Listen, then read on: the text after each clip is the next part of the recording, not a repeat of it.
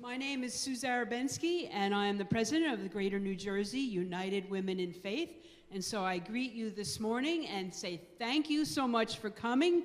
We do like to be getting started promptly, and so we are. And we will have Kathy Schultz, who walked in a very timely fashion, come and give you any directions and welcomes you might also need. Hi, good morning. We are thrilled to have this many people here. As Susan, I'm sure, said, it's the first time in 3 years that we've been able to meet together. Not that COVID is all over, but it's going down. So we're thrilled to have you here. And I just want to tell you that the restrooms are on the way to Fellowship Hall. There's a handicapped on the left and a men's and women on the right. So thank you again for coming. Thank you. And Pastor Jennifer Cho will greet you this afternoon. She's at a jurisdictional meeting on Zoom right now, and that's why some of our other members aren't able to be here today. The bishops called a meeting today, so they kind of took precedence. So now I would like to call the slides to come up, and we're going to read our welcome statement that we adopted this spring for Greater New Jersey, the welcome statement.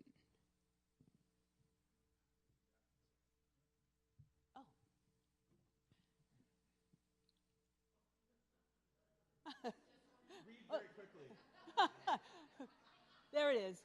Yes. All right, can you see that? And guess what? Because we're not on Zoom, we can read it all together and hear each other. G&J United Women in Faith affirms that the grace of God is extended to all God's children without exception. We are committed to the inclusion of people of every gender identity, gender expression, and sexual orientation, as well as people of every age, ethnicity, physical and mental ability, level of education and family structure, and of every economic, immigration, marital, and social status. We make a bold choice to work for intersectional peace with justice and to create inclusive communities that respect the dignity and sacred worth of all God's children and honor our shared common humanity.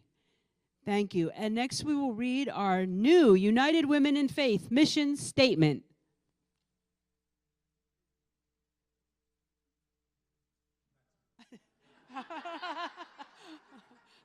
Thank you to our new tech assistant, Mark Miller. And let's read this together. United Women in Faith seeks to connect and nurture women through Christian spiritual formation, leadership development, creative fellowship, and education so they can inspire, influence, and impact local and global communities. And now we're going to watch a brief video, and then Mary Bland will come up and read our opening prayer.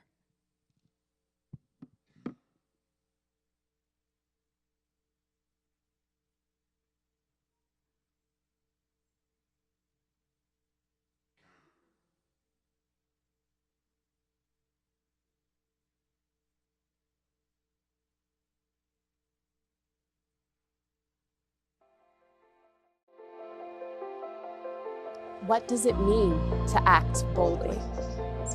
To adapt to change with grace. To not be afraid to do the right thing. To reach out to people who are different from ourselves. To reach inside ourselves to nurture our soul and spirit. Boldness takes a special kind of strength and conviction. It takes a strong heart. It takes a strong heart and a solid faith. And a solid faith. Acting boldly means having the strength, faith, and grace to change the world. Acting boldly means working together as sisters to improve the lives of women, children, and youth. It means helping people locally and globally. Working at shelters, delivering meals, and supporting those who need it most. It means standing up for social justice. acting for climate justice, and working to make systemic changes that will last. It's our responsibility.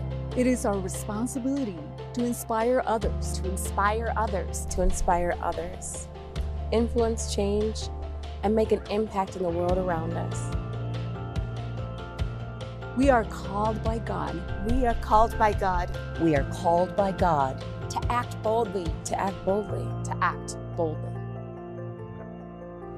United Women in Faith is up for the challenge.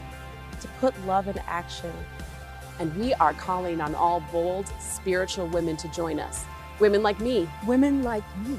Women like me. Women like me. Women like me. Women like me. Women like you. Acting boldly, showing up, and making a difference begins with all of us. Most of all, it begins with you.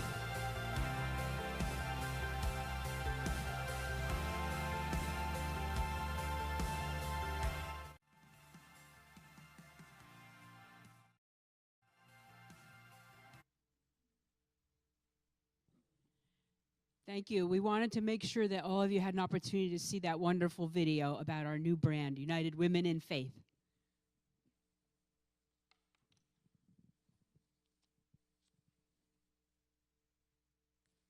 Good morning. Let us be in an attitude of prayer. Psalm 101 says, I will sing of your love and justice to you, O Lord. I will sing praise. Good and gracious God, we thank you for this opportunity to come together in this sacred place. Whether we're able to be here in Bridgewater or online at home, we are a community of your people, gathered to worship, to learn, to grow, to plan, and to vision. As we have joined our hearts together in your presence, we ask that you will bless this gathering, that you will meet us where we are and meet the needs we have brought with us. Grant healing, comfort, strength, wisdom, energy, and hope to us all, and pour out your spirit upon us, especially upon Mark as he shares his music, his experience, and his vision. May we all feel your spirit working within us, that we might be better equipped to spread the word that we are all your blessed and beloved children, that our diversity is our strength, that no one is ever outside the reach of your love, that it is our differences that make us complete. We ask all this in the precious name of Jesus Christ. Amen.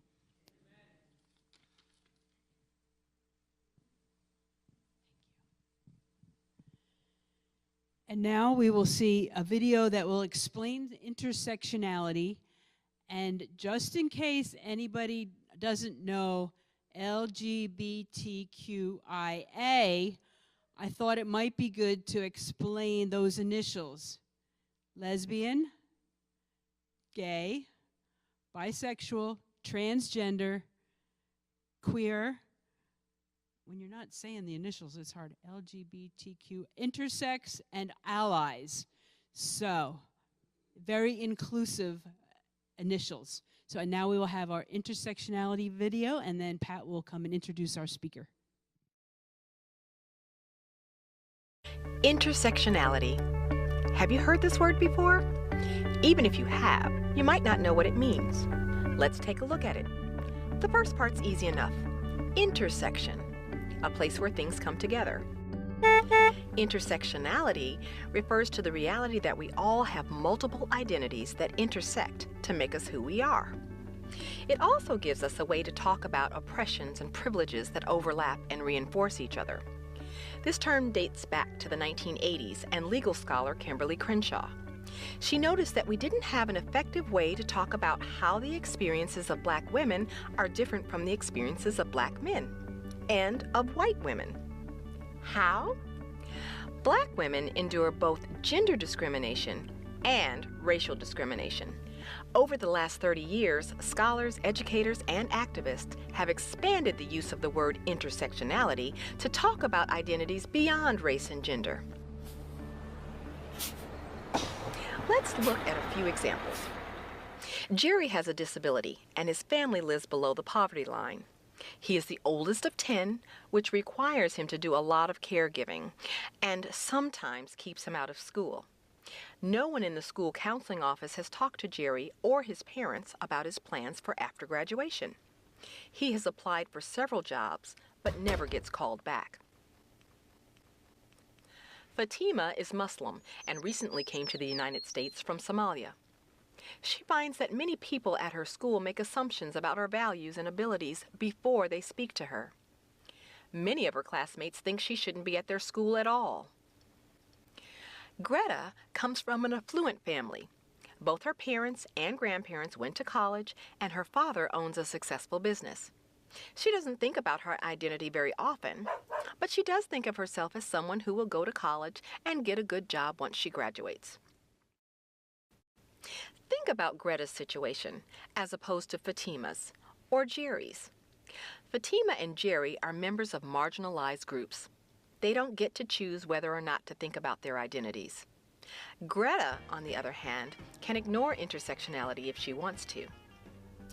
Life isn't the same for everyone, even for people who share identity characteristics. By adopting an intersectional lens, we have a better opportunity to understand why and to change the institutions that help and harm us based on who we are. Want to learn more? Read our story, Teaching at the Intersections, in the summer 2016 issue of Teaching Tolerance magazine.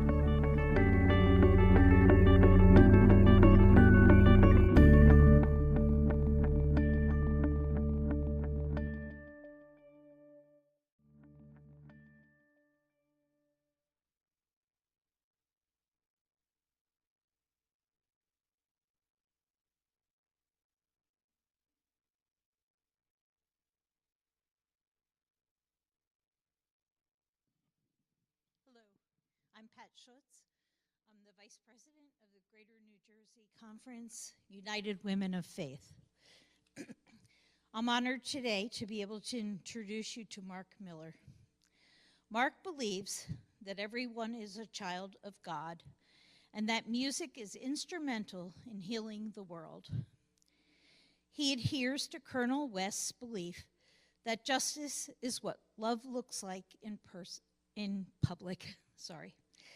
His congregational hymns and choral anthems are sung by communities of faith throughout the world and are widely published. His newest collection of 31 songs, Revolution of the Heart, was published in June 2022 by GIA. His songbook, Roll Down Justice, Sacred Songs and Social Justice, was published in 2014 by Choristers. Mark's popular compositions for pipe organ are published by GIA and Morning Star. His album, Imagine the People of God, is available on iTunes. Mark is professor of church music, director of chapel, and composer in residence at Drew University in Madison. He is also a lecturer of sacred music at Yale's Institute of Sacred Music and Divinity School, where he both co-teaches an organ course and directs the gospel choir. Since 2011, he has also been minister of music at Christ Church in Summit, a UCC and American Baptist affiliated congregation. Mark spends a portion of the year traveling the country, often with his band S2C, Subject to Change. Leading worship and workshops, preaching and presenting concerts focused on creating community and advocating for social justice. Most recently, he was the worship music director for APCE, the Association of Presbyterian Christian Educators, at their 2022 conference in Chicago and at the New England Annual Conference of the UMC in Manchester, New Hampshire. Overseas, he has led choirs and performed in, listen to this, Sweden, South Africa, Austria, Russia, and the Baltic states. Mark is a graduate of Juilliard with a Master of Music in Organ Performance and Yale University, a BA in Music, and was assistant organist and music associate at the Riverside Church from 1999 to 2001, and director of contemporary worship at Marble Collegiate Church from 2002 to 2007. Both of those are in New York City. While he's not working, Mark is home in Plainfield with his, when he's not working. Mark is home in Plainfield, New Jersey, with his husband of 29 years, Michael Murden. They have 2 almost grown children. You've got a ways to go yet, buddy. Elise, who's 20, and Keith, 18. And Oscar the cat is in his 10th year of living. We welcome you, Mark. We're so pleased and excited that you're here. Thank you.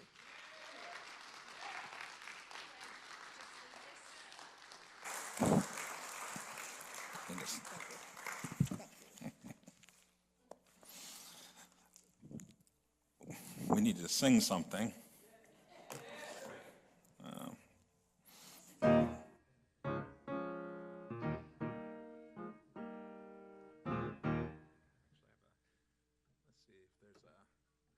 Just one word. Okay. This is the day. This is the day that the Lord has made.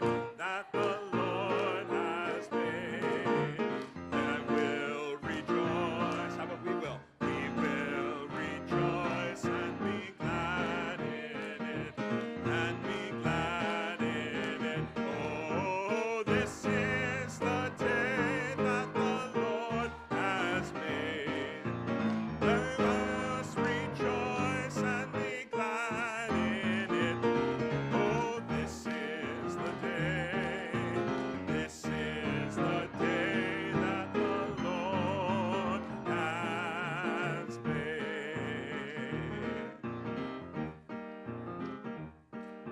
You always have to take care not to take the clicker from the piano, because I know what's next. Because I know what's next.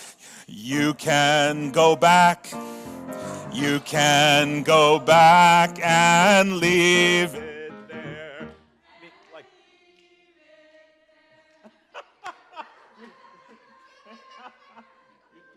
you can go back on the slides. Go back.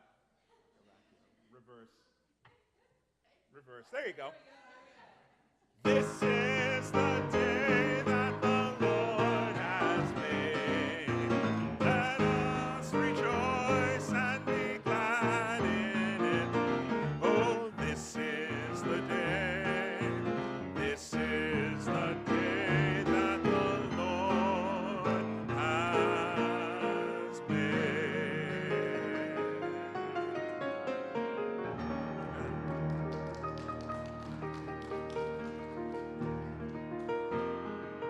There are wonderful lyrics by Brian Wren in our hymnal that I wrote a new tune for, and now that it's on the next slide, I'll sing the first verse for you, and then you can get the idea. This is a day of new beginnings, time to remember and move on, time to believe what love is bringing, laying to rest the pain that's gone. Let's sing that verse together. This is a day of new beginnings. This is a day of new beginnings. Time to remember and move on. Time to believe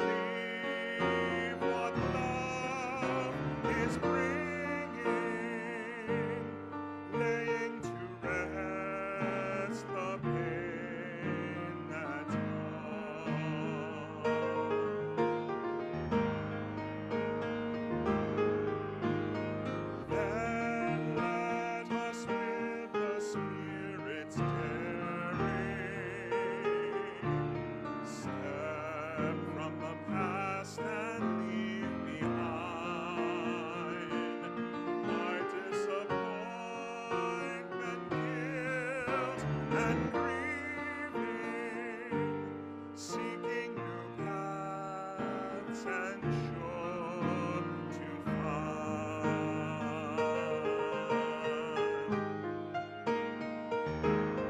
Last verse here. Then let us with the Spirit's daring step from the past and leave behind our disappointment, guilt, and grieving, seeking new paths and shore to find.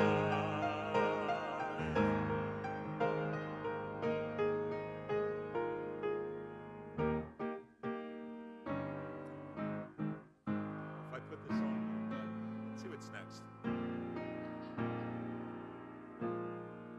forgot a verse. Love is alive and goes before us to show and share what love can do. This is a day of new beginnings. Our God is making all things new.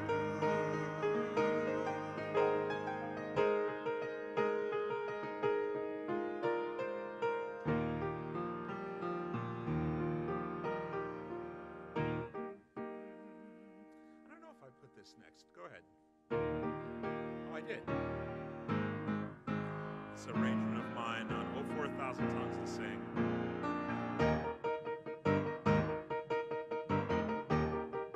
Actually, let's start a little key lower. It's morning time and I need to sing it lower. We say, oh, for 1,000 tongues to sing my great Redeemer's praise, the glories ever echoing, the triumphs of God's grace, the triumphs of God's grace.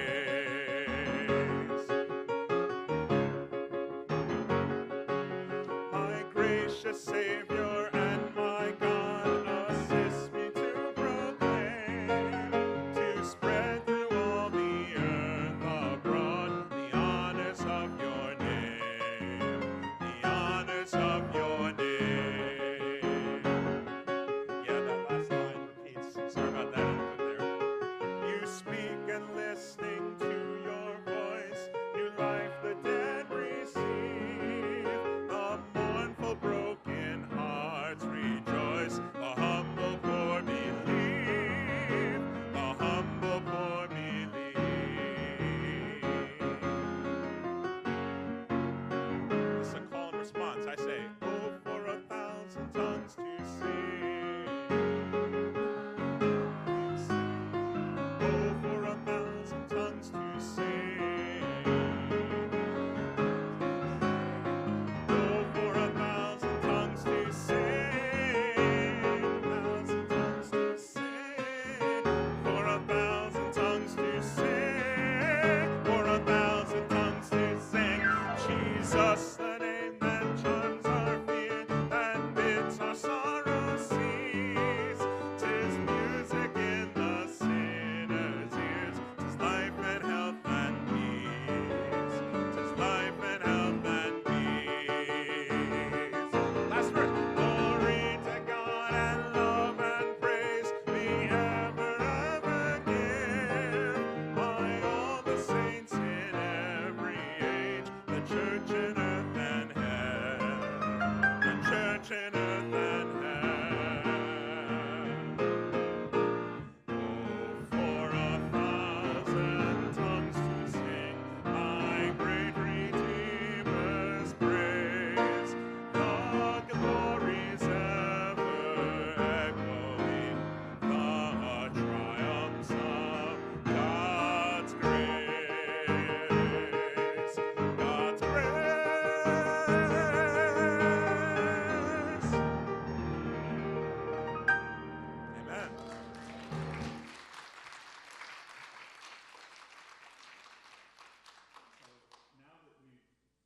Established our United Methodist credentials by singing, hi, Sherry, by singing the theme song of our American United Methodist Church, at least American, because visiting England once, Great Britain, I started playing that at a British Methodist church.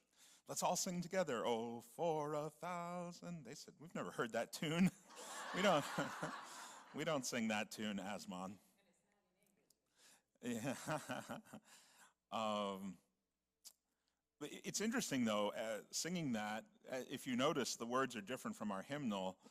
Oh, for 1,000 tongues to sing my great Redeemer's praise, the glories ever echoing, as opposed to the glories of my God and King, and the triumphs of his grace, the triumphs of God's grace.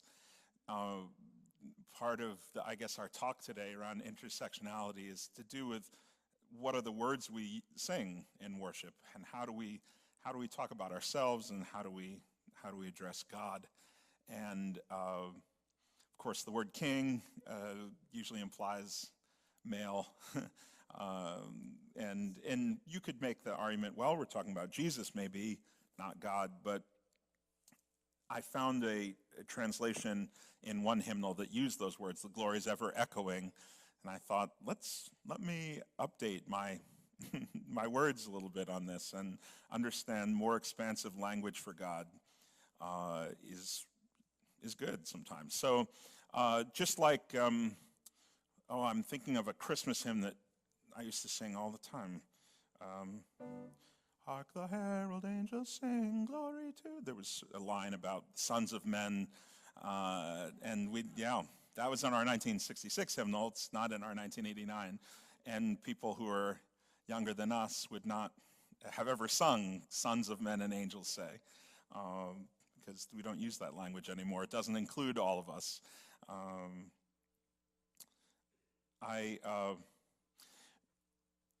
going to play the organ a couple times this morning because, wow, I'm just glad to be back and get to play that big old instrument. And in fact, I think right now it's not on the slides, but I'm going to play a piece that James Weldon Johnson wrote the words for, and Rosamond Johnson, his brother, wrote the music, and it soon became known informally as the national black anthem in the United States, Lift Every Voice and Sing. And it was written in the 19th century, the late 19th century, and it's in our hymnals. But it was a song about resisting oppression, a song about celebrating who we are, what we've come through together. And I'm going to play a toccata on it. So we won't sing it this time, but I want you to listen for it. Listen to it. Maybe we'll sing a verse at the end. So, but it's going to take a little while to get to it because I've written a lot of organ music before that. So, fair enough. Okay, let's see.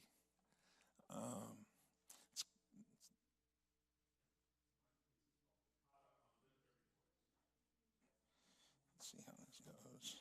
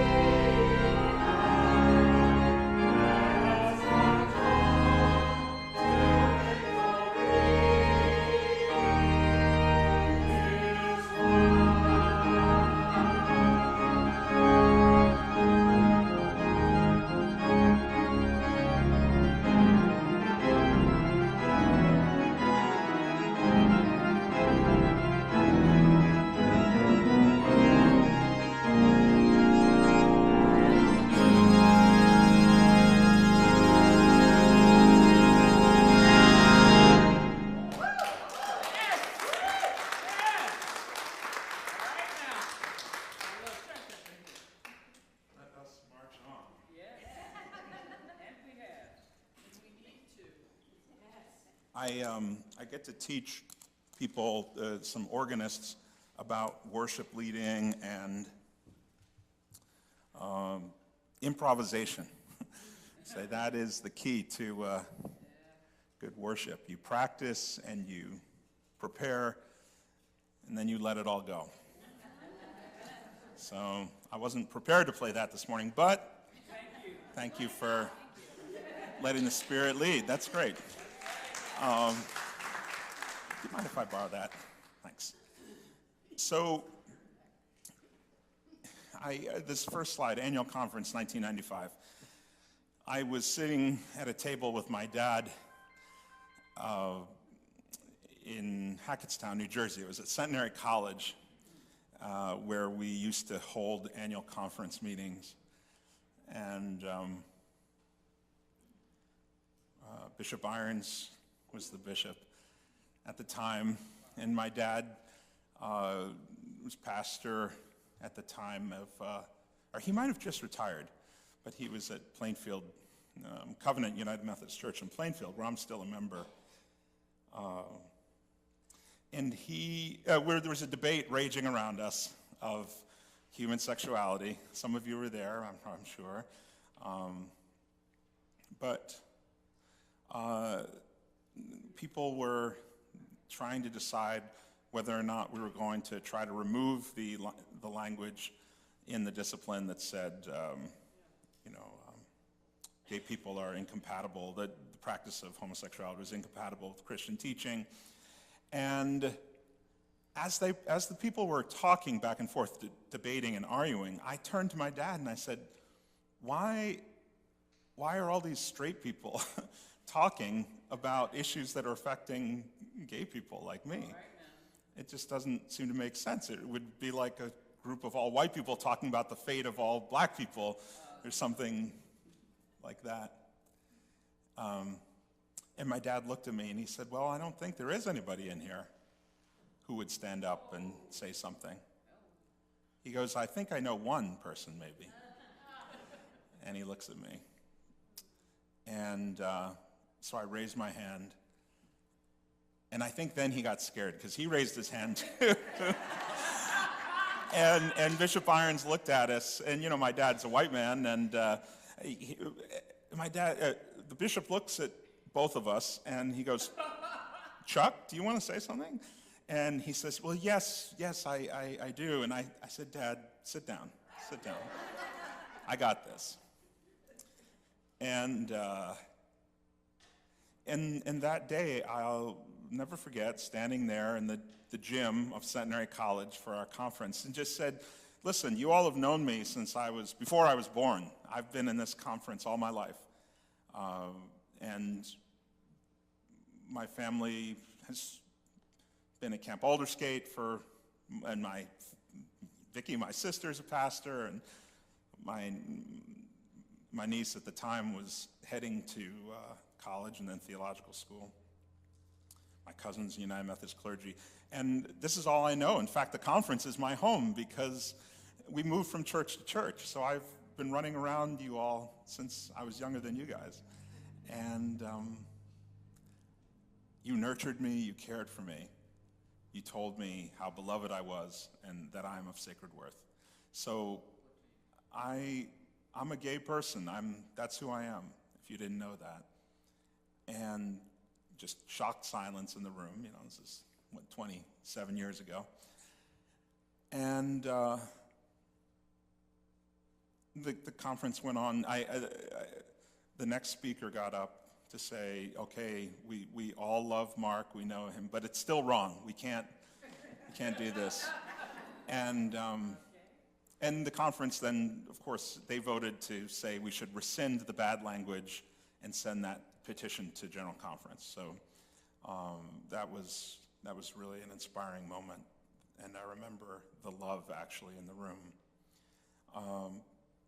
And I'm glad my dad pushed me to say something, because I don't know if I would have, and it reminded me that we all need a push sometimes to do the right thing, and to say who we are, even when it's hard.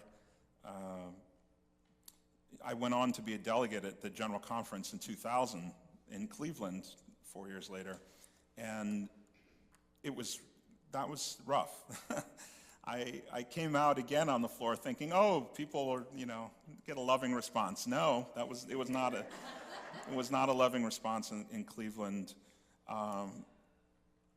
And when I came home, a friend asked me, she said, how do you deal being in a room when so many people are just not, or denying the very big part of who you are, and saying God doesn't think you're right? And how soul crushing. Why do you stay in church? Why do you keep coming?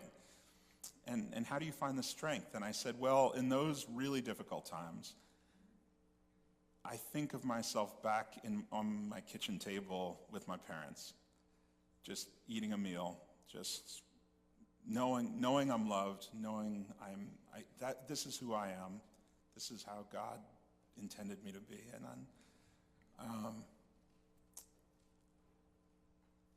so I guess what I'm saying is I owe a lot to my parents. This is the first time in a Methodist gathering.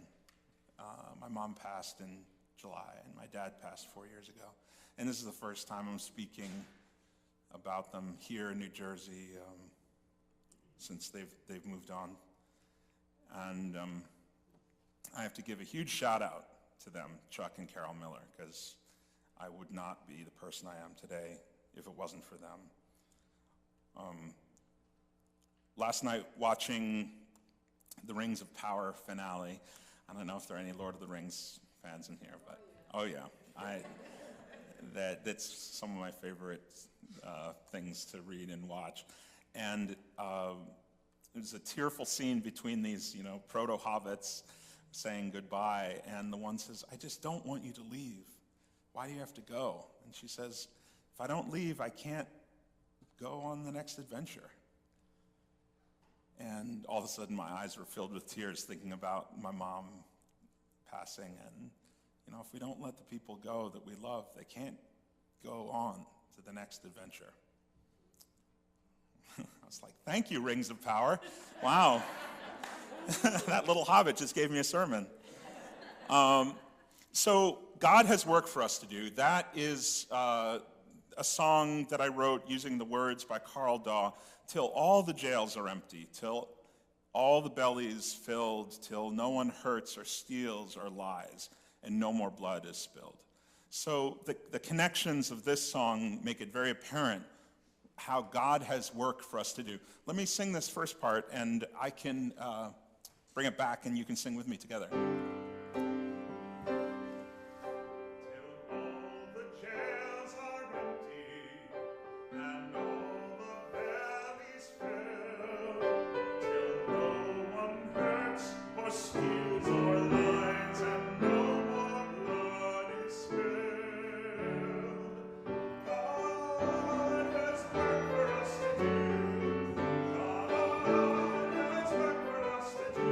Till God's will is done.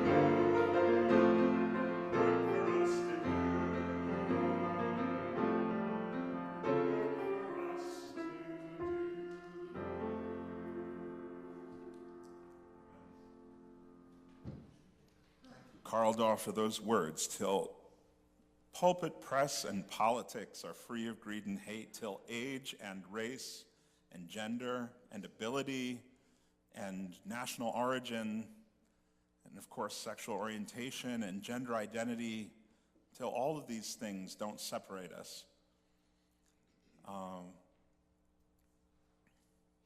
God has work for us to do.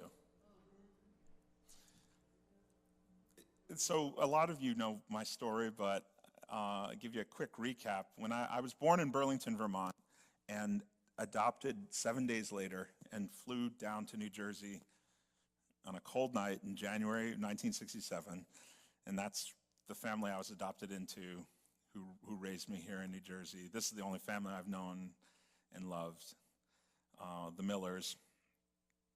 I was in a class yesterday at Drew, and one of the students is at Blairstown right now, which is a church town here in northern New Jersey. That's actually where my parents lived when they adopted me in 1967.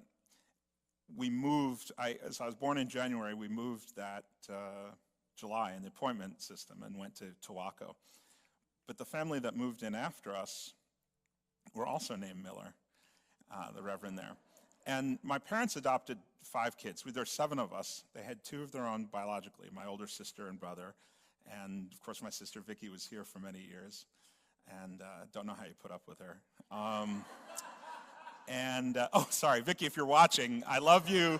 You're the greatest. You are the best clergy person and big sister anybody could have. And I mean that. But Vicki and Chuck, and then my brothers, Joe and Dan and Mary Beth, who were Korean American,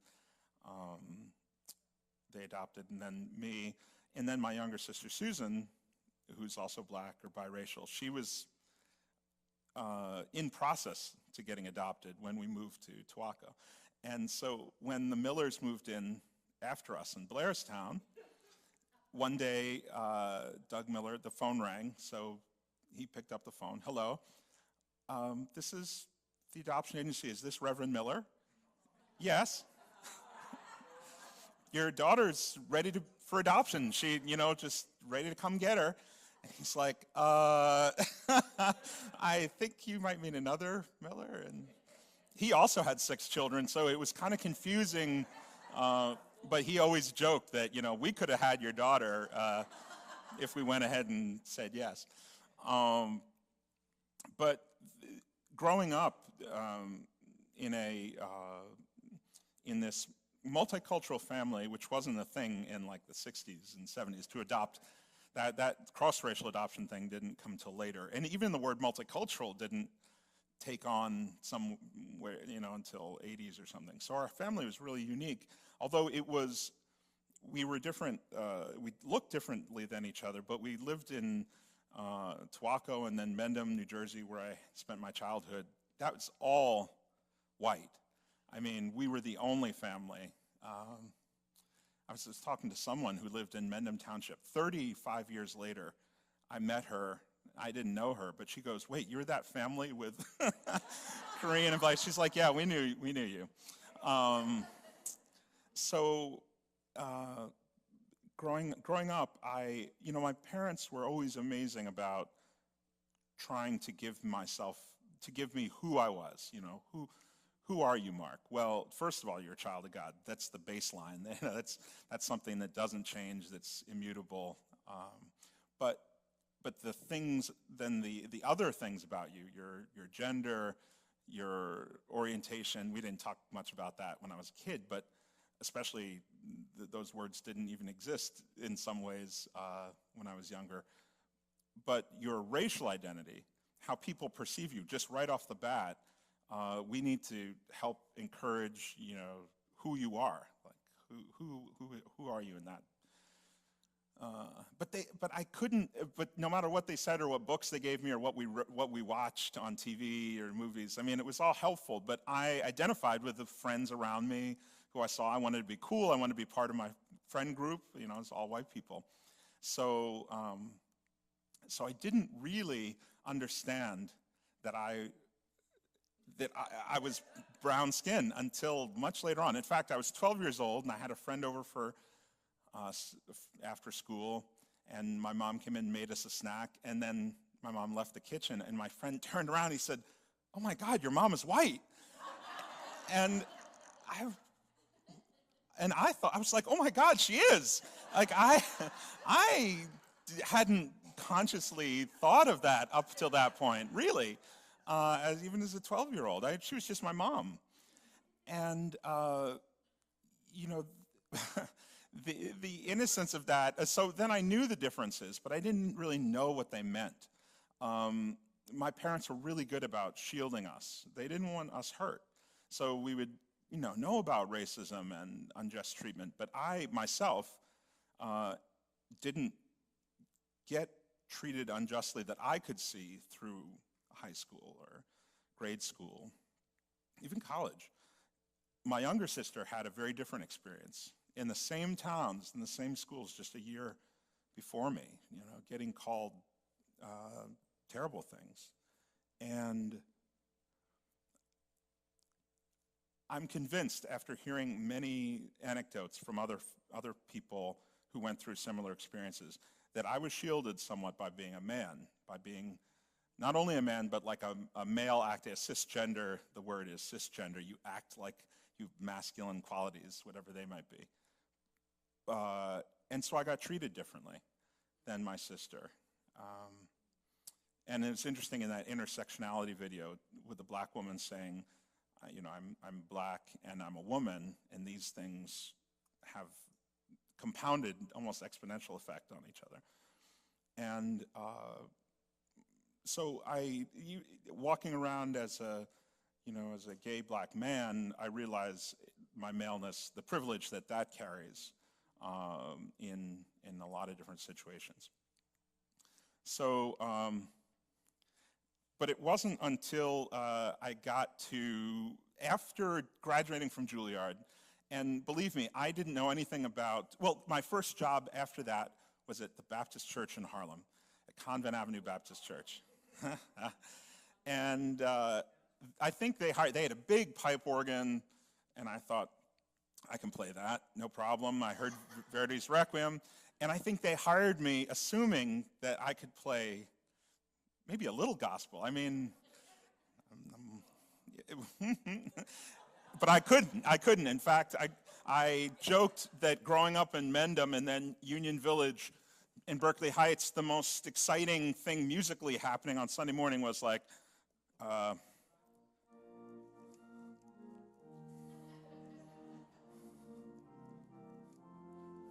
stand up for, like that was rocking, that was like, oh, I did not know gospel music. And at this church, they said, Brother Mark, will you close us in a hymn, This Little Light of Mine? And I said, yes, I can do that. And I opened the hymnal, and it was the same one that's in our Methodist hymnal. It's the, that one, that version. So I opened the hymnal at the close of the service. Now, mind you, the organ's way up.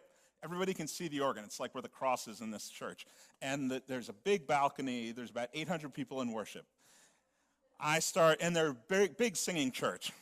This little light of mine, I'm gonna let it shine. After a verse, the pastor said, Brother Mark,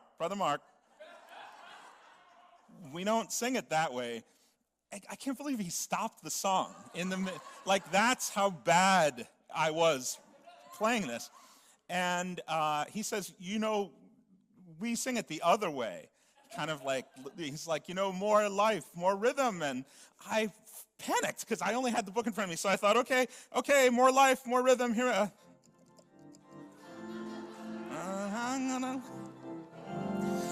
And they're trying to sing this little light of mine. It went on for 5 verses, like them singing something, me playing.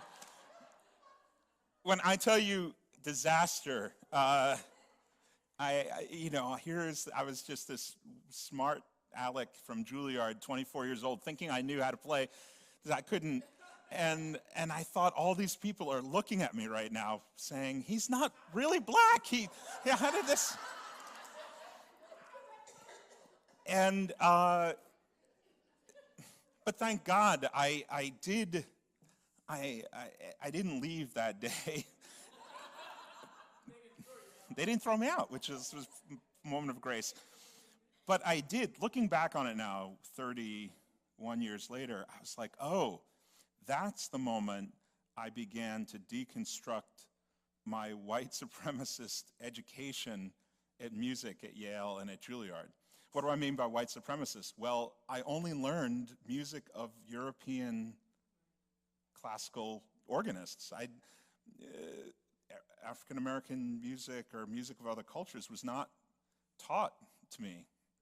Not considered. Mark, you might want to know this because some worshiping communities actually find God through this music. But that would imply different performance practice. It would imply the people that taught me would have the vulnerability to say, we don't know how to do this, and you need to, let's figure it out together. So I closed the book and I started learning by listening, using my ears, a sound theology as opposed to reading, and also watching how people play. That really helped. But it was an immersive year. And so by the end of it, I did finally, all these years later now, I think I can finally play this little light of mine. I'm gonna let it shine.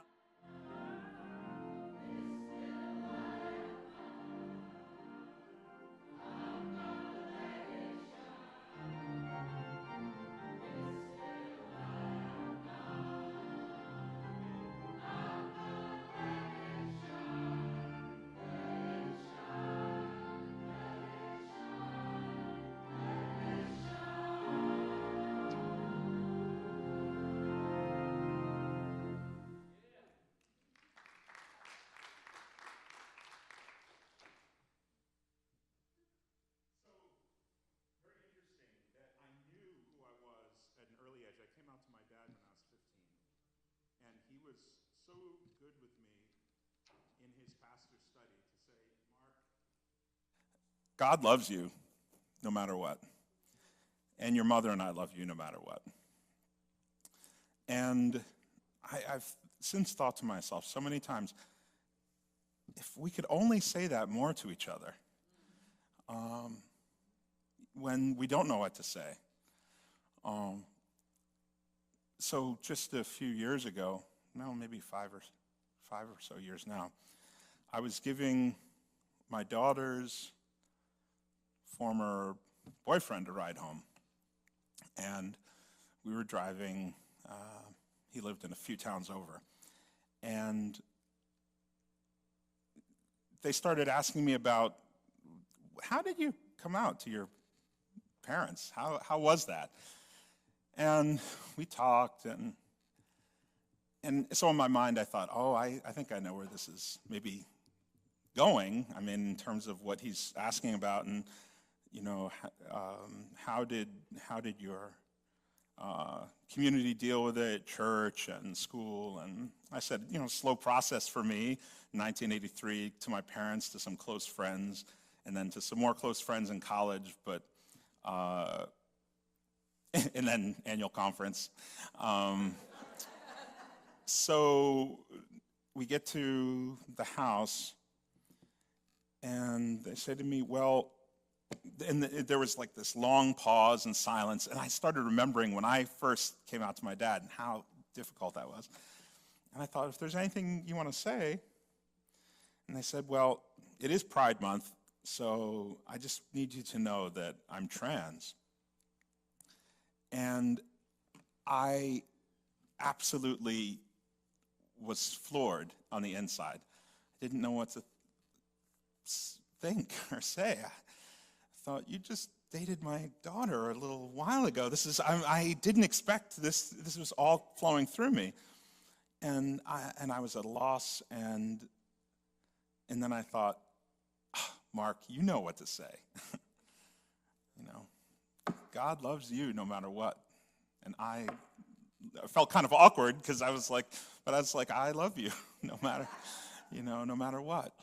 And yeah, I thought, thanks, Dad. Thank you for modeling for me how I should be treating someone else who's at a moment of such vulnerability. And it taught me a big lesson too. Just because I'm a certain way doesn't mean I need to learn. I need to experience. I need to be open to other people's and not quite judge them in the way that I thought they should be. Who You Are, this is a song that I wrote with my dear friend Lindy Thompson. The words are, who you are is yours to know. Who I am is mine.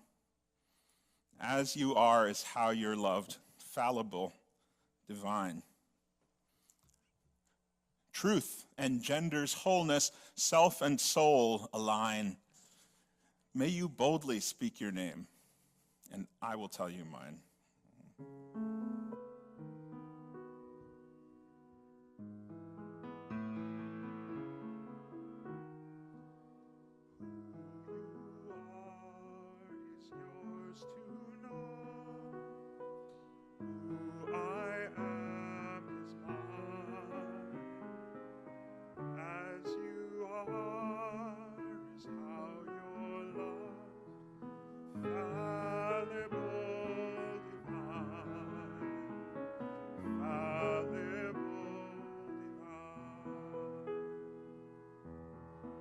Sing that together. We sing. Who you are is yours to know. Who I am is mine. As you are is how you're loved. Fallible, divine. Fallible, divine.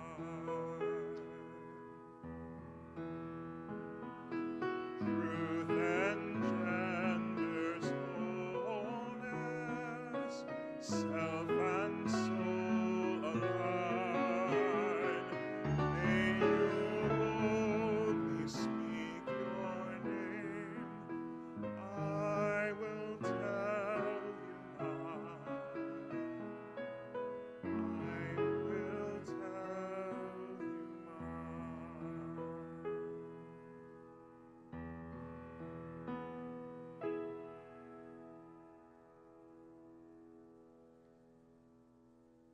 The song in parts as well.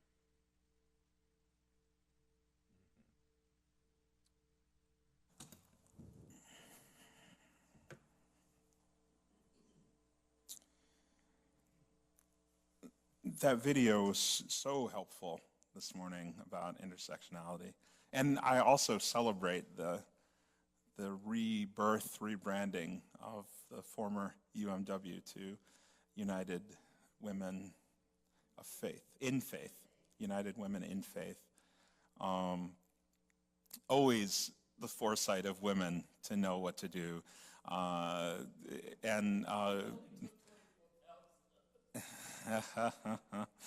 Well, and what a wonderful thing that, of course, Harriet Johnson, who's the Olson, Harriet Johnson's a friend of, Harriet Olson, sorry, is the leader of that organization. And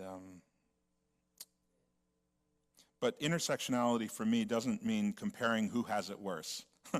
Oh, you're in a wheelchair and are older and have disability. Well, yes, you've got it worse than me, And so I want to make sure that I don't start comparing how we might compare these isms or what others might see as disabilities. I think intersectionality is being able to recognize and make connections around our shared humanity. So what makes us different makes us human in some ways. And I always go back to thinking of Martin Luther King. I want to be judged by the content of my character, not by the color of my skin. I don't want to be judged by my gender identity, or these things make us different, but they're not sources of judgment. So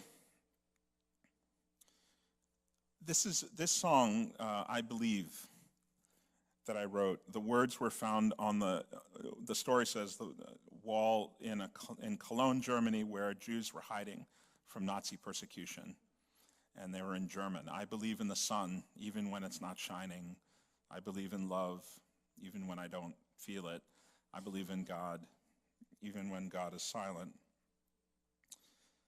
And when I programmed this morning, I thought, we like to think we're far, far away from those times of concentration camps or genocide. And of course, it's never not stopped happening in our world right now. We can give ample evidence. But here in this country, I don't think we're as far away as we think we are. And how we treat each other right now at this very precarious moment in our history will say a lot to our children and our future generations who have to live here. And then I also remembered that many of the people who were murdered in those camps were labeled with the star, the triangle, who were labeled homosexuality or homosexuals or deviants, who were handicapped or disabled. Those are also the people who were murdered along with the Jews, as well as other ethnicities. So to sing this song is an intersectional way of understanding that many of us here are Christians, or I don't want to assume, but singing this song of these words of a Jew, I think we need to sing them as a confession. Because the Nazis, of course, thought of themselves as Christians. This is part of the work of God and Jesus, and we have to repent from that and stand very strongly saying, we are standing on the side of these people, the Jews, and the people that wrote this song, the people that wrote these words. Another connection to this song, I wrote the music at a really deep, depressive time for me in 2011. I was thinking about our church, the Methodist Church, how we were really conflicted at that moment, as we continue to be. And the United States had just captured and then killed Osama bin Laden, and I saw some people celebrating. And I thought, military might will never make right. If peace is achieved through wiping out everything, not to say that what happened, I understand it, but there's something, ultimately, that's not how God works. Or I don't believe that's how God works. So I still want to believe in love, even when hate is around me.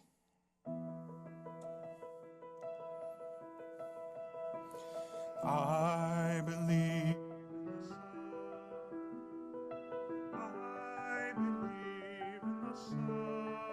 I believe in the sun, even when it's not shining. I believe in the sun. I believe in the sun.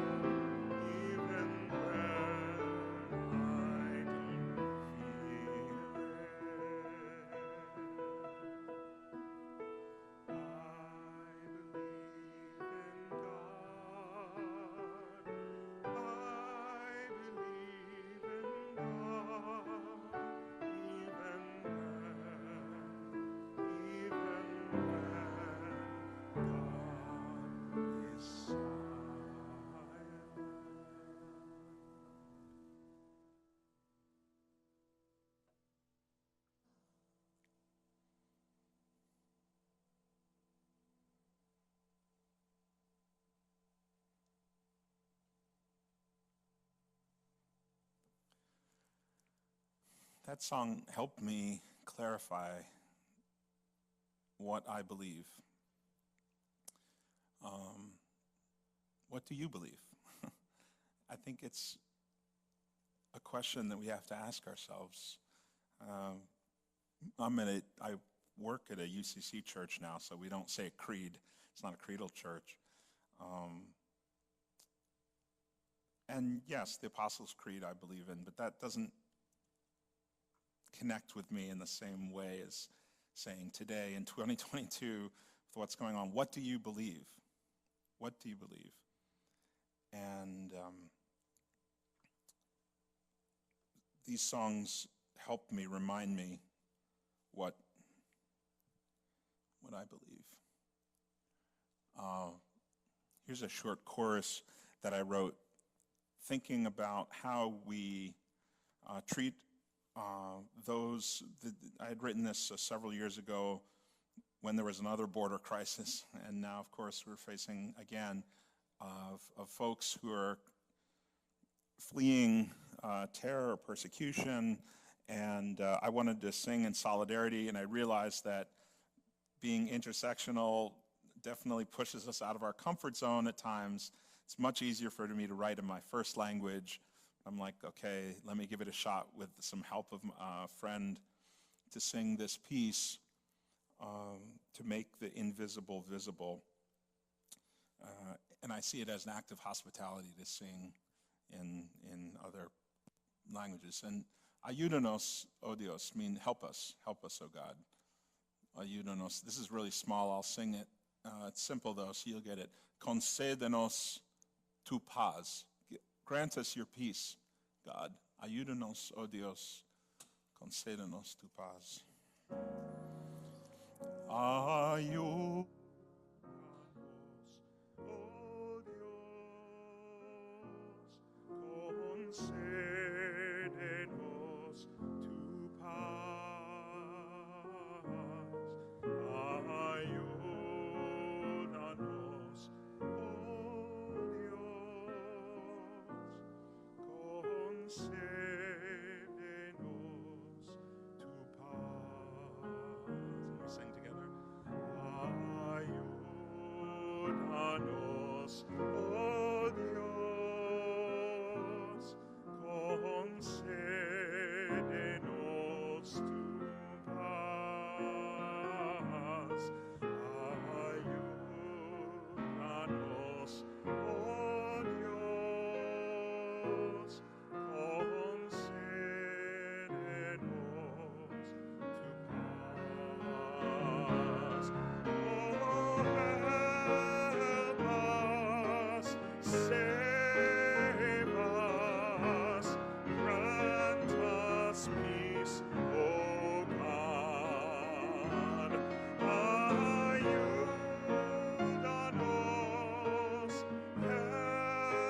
help us, grant us peace, oh God. Ayúdanos, oh Dios, concédenos tu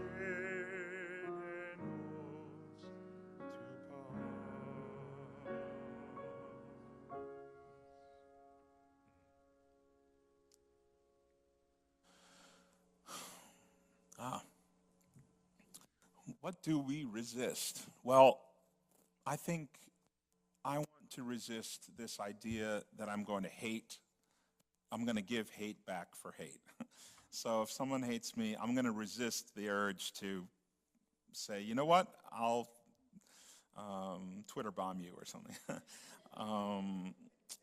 That's really hard for me to do, especially when I'm driving.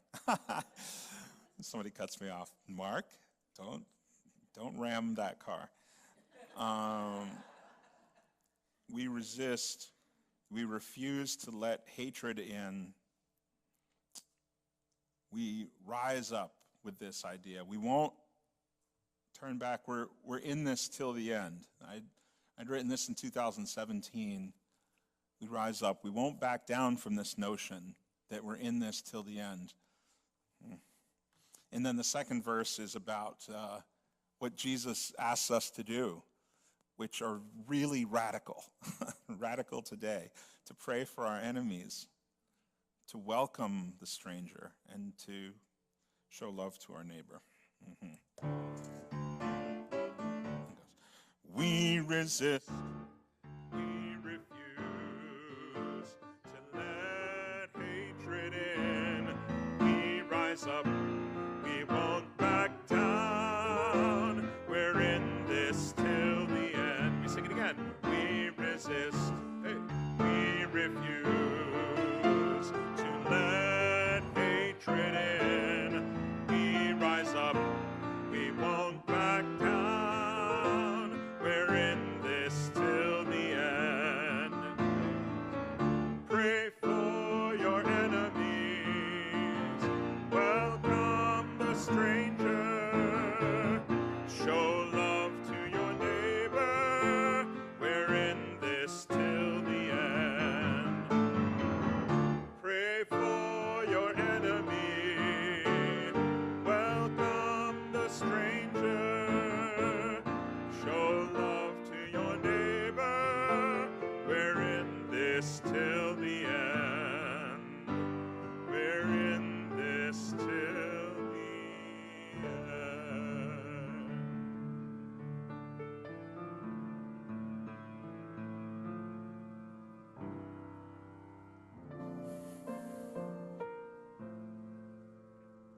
This is another facet of kind of looking at this this crystal. We resist letting hatred in. So what do? We choose love. Lindy sent me these words right after the terrible shooting and murder of 9 folks in the church in Charleston, South Carolina, at Emmanuel AME Church. And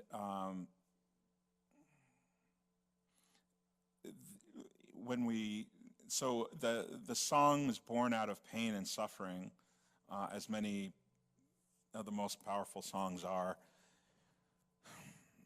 She was amazed by that congregation's response to say, we're forgiving the perpetrator of this horrific act. And I'm convinced that they couldn't do that by themselves, that you need to be in a community of faith to say these words, that we are going to forgive. We're going to forgive you.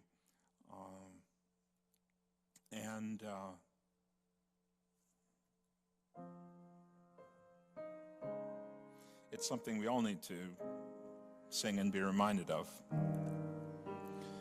In the midst of pain, I choose love. In the midst of pain, I choose love.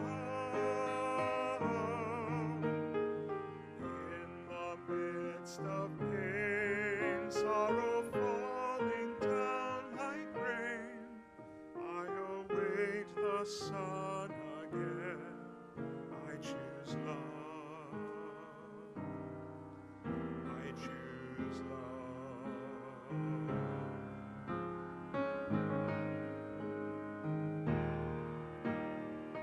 In the midst of war, I choose peace. In the midst of war, I choose peace. In the midst of war, hate and anger keeping score, I will seek the good once more. I choose peace. I choose peace.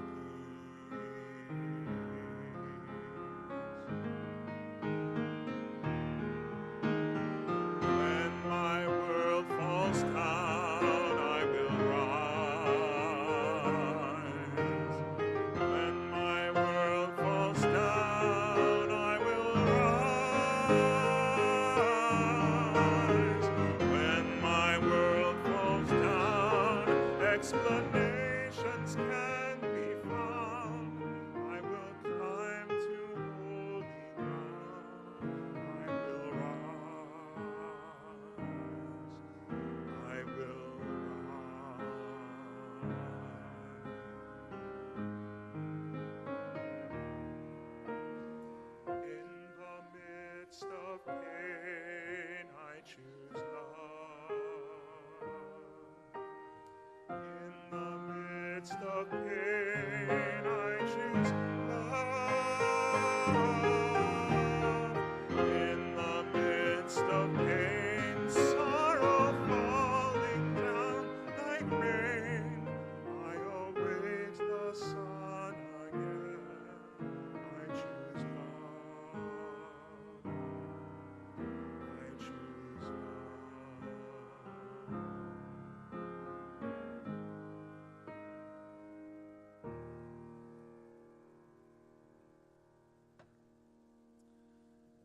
I choose love. And when I'm not sure about another story, I will listen. I have to remember to choose listening over speaking. So our final song, sorry I'm running a little late, but I want to share with you one more song that will remind you that indeed, no matter who you are or where you are in your life's journey, you are a child of God.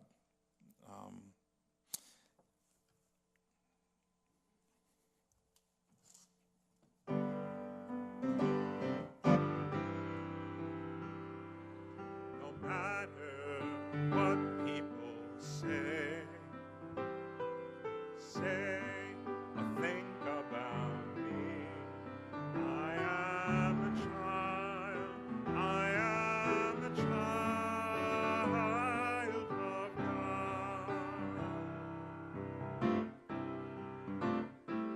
No matter what people say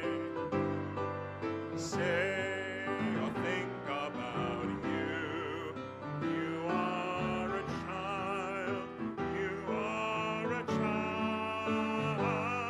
of God. No matter what people say or think about me, say or think about me, I am a child of God. No matter what the church says, decisions, pronouncements on you, you are a child of God. And there is nothing and no one who can separate. They can't separate you from the truth that you're someone, you are family, you are meant to be a child of God. You are a child. You are a child of God.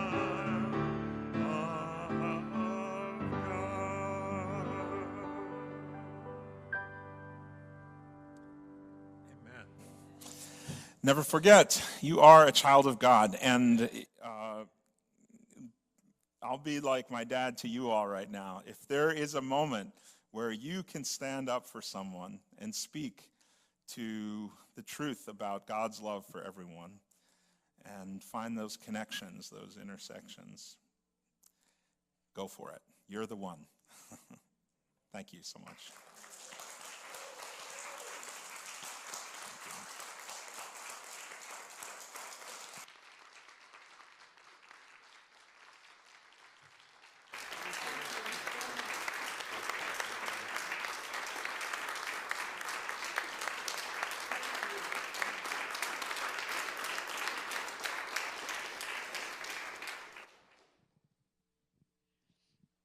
Thank you so much, Mark. Thank you. We wanted to open it up if anyone has any questions or anything. And so the people that are home can hear your question. I'll hand you the mic. And Mark is already mic'd. Mark, I am a child of St. Mark's United Methodist Church on 137th Street and Edgecombe Avenue in St. Nicholas. Can you play like those Baptists still? Because, you know, we don't hoop, so. Yeah. Thank you so much. This was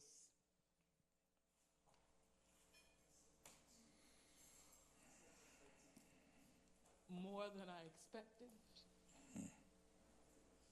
but deep. And I appreciate all that you've done for us. Where do we buy your music? Yeah, my music is available. I mean, you could Google Mark Miller music and maybe find it through the companies, the publishing companies, like Sheet Music Plus or J.W. Pepper or sometimes Amazon. The new book of my music, Revolution of the Heart, is published by GIA, which is, it's funny, when they went to publish that, I said, but don't you all just publish Catholic music? And because GIA is one of the major production of all Catholic music in the United States, along with Oregon Catholic Press. And they said, no, we do Protestants too, and we want you, Mark Miller, to be sung in our churches. So that was very humbling. But yeah, so GIA and Choristers Guild. Choristers Guild is a longtime supporter and publisher of a lot of my music. I see hands, and I see people writing on their note cards if you have a question, too. That's great. Thank you. I was a fortunate person to have sung in the chorus when you used to direct for the Greater New Jersey United Methodist Conference. And you always amazed me with your ability to sing what you were singing, call out the basses, tell the altos they were flat, and sopranos, would you tone it down? Simultaneously, that's a God-given talent. But I have a question about something I've been mulling over. A while back, a man's music was eliminated from being sung by the Catholic Church because of his indiscretions, and that's too nice of a word, with people under his charge. And I was but the music he wrote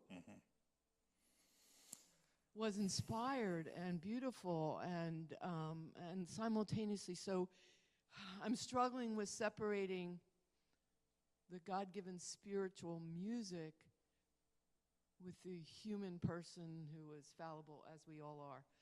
What do you think? Oh, man. Actually, time's up, I think, so we'll be... yeah, I know exactly who you're speaking of, and his music I love as well. The Methodist Church officially has asked churches not to use his music. Is that me? So, and I've refrained from using his music because, yeah, it's really difficult and it's complicated because, you know, I'll still listen from time to time to Wagner, and we know, Richard Wagner was a terrible anti-Semite and philanderer and sexist and racist, and it probably helps he's been dead hundreds of years. So, but this person is very alive, and yeah, and more importantly, there are many substantiated claims of people he's hurt for many years who are still alive, who are very much trying to seek healing and justice, and singing his music in a church is not, I don't think is a, and I talked to the publisher at GIA, of course, because they publish most of his music, and the publisher said, you know what, there's a lot of other good music, and we're not going to lift that person up anymore. His name is David Haas. Yeah.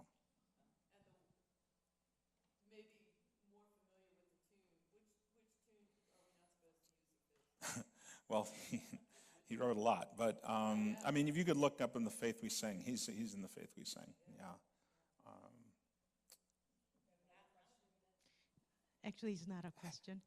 Professor Mark Miller, I'm one of your students from 19 years ago. Hi, Judy. It's great That's to true. see you. I always wanted to express my appreciation to you. Since that time, 19 years ago, you came one of our first year at Master of Divinity class. And I was first year student, and you came to our class and shared your coming out story to your parents and all your upbringing. And I came from Korea right after. It was 7 months after. I was closeted, and I heard your story, and then I was impressed, and then thought that he is a professor at Drew, and then he is sharing his story with me. I'm going to be fine. And I went through a lot, and I was in the ordination process and discontinued it 2008, and then reinitiated it, and I started again. Now I'm the pastor of Water United Methodist Church. I'm with my parishioners. So thanks to you, because you've been doing it how many years? I don't know how many times you talked about your life story with everyone who doesn't know about that. And it touched many people, including myself. And then I was trembling, closeted lesbian woman who didn't know what to do. And then you shared your story, and it changed my life and many others. Thank you. Thank you, Juno. Thank you. Any other questions? Mark, this isn't a question. It's a word of appreciation for your beautiful music and how it touches the heart. I remember I've sung at Ocean Grove for years and years and years, only missed the one time during the pandemic. But there were some times when you came in and conducted, I believe, and taught us that. It just touched the heart of every singer. And you couldn't hear a sound in the great auditorium because of the impact of how it was reaching the people who heard your music. And I thank you. Thank you.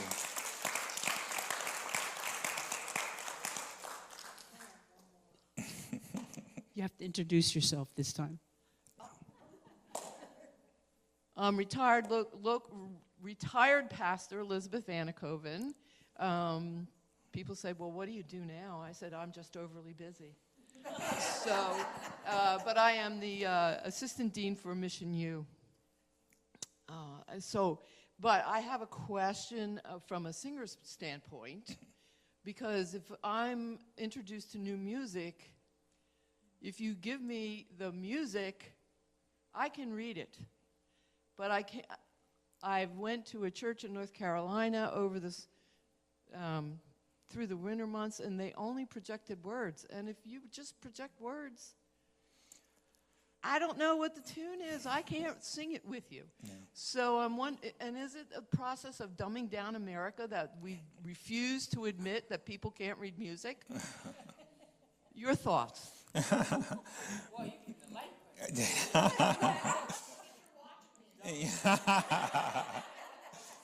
Well, I mean, it's something I think about all the time. I think about that a lot. It's cyclical in our church history. Like there were movements when church music gets really bad. In fact, right when the Wesleys were on the scene, Anglican music was terrible, and Charles Wesley's hymns. Well, Wesley and Isaac Watts, and their words connected with gave new life to the music, and then in this country in the 19th century, their music got pretty lousy again, and so there were things called singing schools, and we had training for people to, they'd have these traveling musicians who would go around, much like itinerant preachers, to set up schools for a few weeks to get people to learn how to read music, to how to sing together, follow a tune, keep a beat. And and you noticed I tried to put music up there for some of the slides today, because I do, as a trained musician, want the notes when I can. Other times I just put words up there because I'm like, actually notes would inhibit you from singing "Oh, for 1,000 tongues to sing" because there's too much syncopation. So it's like, just catch it and you'll get it. So I think it's a good mixture of the two. And often in our Sunday bulletins, I'll put the music in there so that, and if we have it on the screen, the words for people, or, so we should make more options, not less. That's what I'm thinking. Yeah, so, yeah, thanks for the question.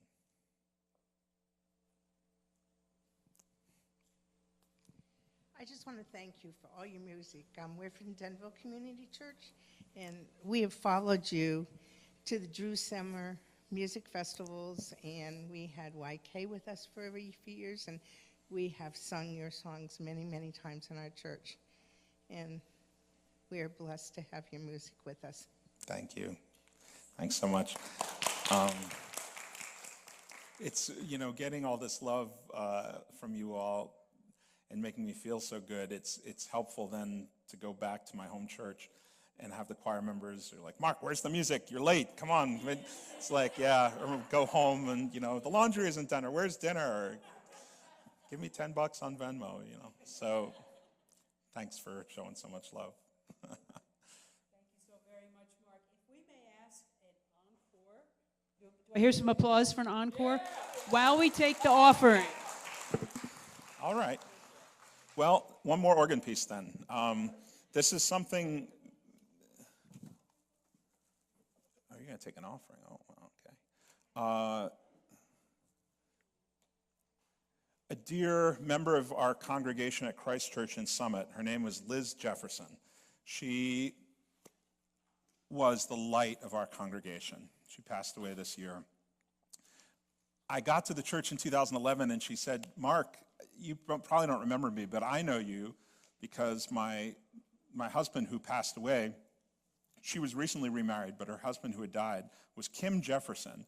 And Kim Jefferson was one of the great United Methodist pastors, and he worked at World Council of Churches. And she would go up to Aldersgate, Camp Aldersgate, all the time in the 70s. And so to meet her in this UCC church 30 years later was just amazing. And I wrote this in honor of her. It's one of her favorite tunes, Simple Gifts. Fantasy. Who can turn pages here? Someone? Thanks. It's actually hitting an iPad, but yeah. Better from your right. Let's see. Can you? Yeah, I just tap. Oh, just tap. Yeah. Okay. Mm-hmm.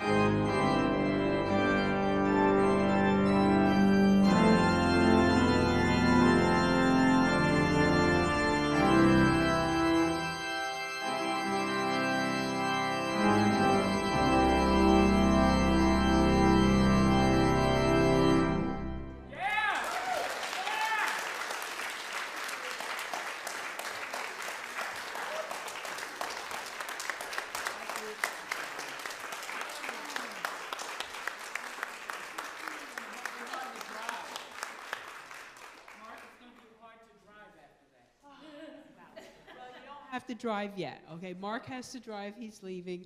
And if there's anyone else who's leaving, we excuse you also. So now we are going to adjourn to the other room for our lunch, where the people who are virtual are going to be able to see the virtual slideshow for the virtual displays during lunch. We have other displays in the room. Be sure you look at those. And then we'll reconvene on Zoom. The people who are virtual can be on Zoom anytime. Of course, we're not convening on Zoom. We're here. Anyway, our business meeting starts at 12:30. That's what I'm trying to say. Thank you very much.